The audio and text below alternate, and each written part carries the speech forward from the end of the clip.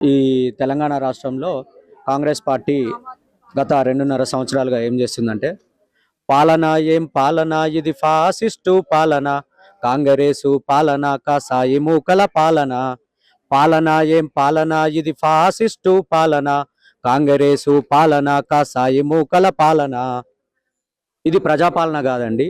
First కసాయి మూకల పాలన, fascist పాలన, పిచ్చి తుగ్లక్ పాలన. అంటే ప్రజలని హైడ్రా పేరుతో రకరకాలుగా ఇబ్బంది పెట్టడం, బుల్డోజర్ పాలన. ఇది బుల్డోజర్ పాలన.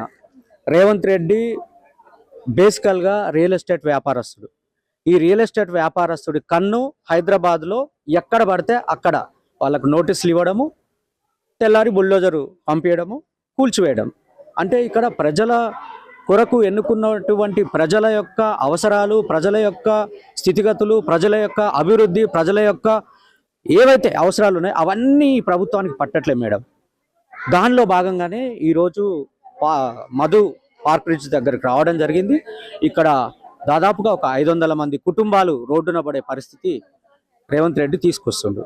ఆమ్ ఆద్మీ పార్టీ బాపుకి సంబంధించినటువంటి మహాత్మా గాంధీ యొక్క విగ్రహాన్ని వ్యతిరేకించట్లేదు.